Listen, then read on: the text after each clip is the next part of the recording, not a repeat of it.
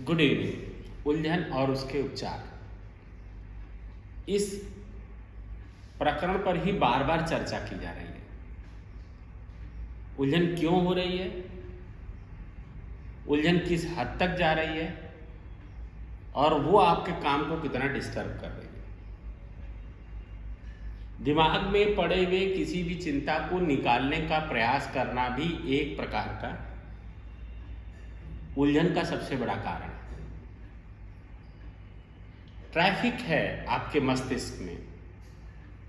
Traffic में केवल बातें आती नहीं हैं, बातें जाती भी हैं, लेकिन आप अगर प्रयास करने लगेंगे तो ट्रैफिक जाम हो जाएगा। बातों को आने दीजिए, बातों को जाने दीजिए। पागलपन का दौरा उलझन से ही चालू होता है। छोटी छोटी बातों को दिमाग में जगह बना लेना और उस पर बार बार मंथन करना। इसके साथ साथ कुछ फिजिकल भौतिक गुण भी देखने को मिलते हैं। मैं बार बार आपसे कहता हूं ना कि पानी पीना बहुत जरूरी है। आप साधारणतः देख लीजिए, जो तनाव में रहने वाले व्यक्ति होते हैं उनके मुंह से दुर्गंध भी आती है। उनके जो टंग है वो कोटेड, व्हाइट कोटेड हो जाती है, कभी कभी सफेद परत बन जाती है उनके जीह्वा पर। उनके शरीर में पानी की मात्रा कम जाती है, इसलिए उनके शरीर से पसीने की बदबू भी कभी कभी आती है। बहुत सी मेडिसिन है, हमने बता रखा, 12-13 मेडिसिन की चर्चा कर रखी है।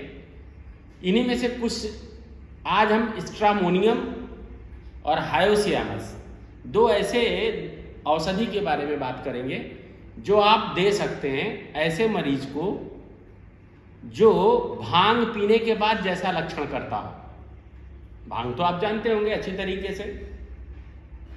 स्ट्रामोनियम बहुत अच्छी दवा है ऐसे आदमी के बारे में जो केवल हरदम फालतू का हंसता रहे। लोग कहते हैं हंसना बहुत जरूरी है, लेकिन किसी कारण से हंसना अच्छा है। बिना कारण के हंसते रहे, बिना कारण के हरदम गुनगुनाना चाहे, बेशर्मी की हद कर दे, बार बार दांत दिखाए, फालतू की बहस करे, रोकने पर और उतावलापन बढ़ जाए,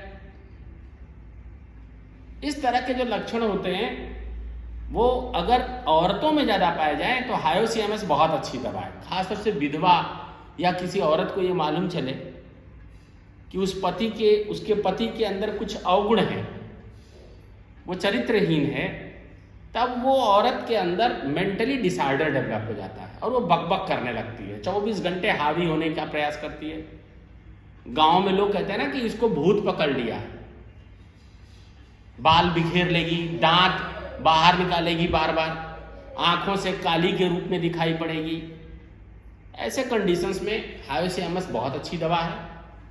निर्लज्ज, बदतमीज, इस तरह का जब कोई मरीज हो और अपना इस तरह का गुण प्रकट करने लगे और फिर उस पूरे प्रक्रिया के बाद अवसाद में चली जाए। मैंने अभी बताया भौतिक गुण भी मिलता है, मुंह से बदबू आना पानी की कमी के कारण, और फिर पागलपन का दौरा डेवलप हो जाना। ऐसे कंडीशंस में हम हायोसियामस 200 3 बार दे सकते हैं और साथ में वही 5-FAS और चेलिडोनियम मेजस।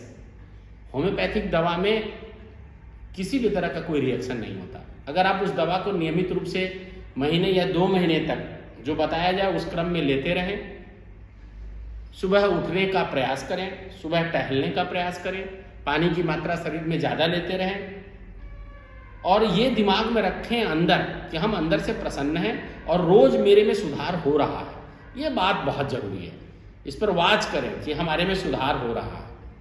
लेकिन कुछ भी गलत या सही हो, हर वक्त अपने साथ रहें, अपना साथ ना छोड़ें, तभी आप इस रोग से निकल पाएंगे।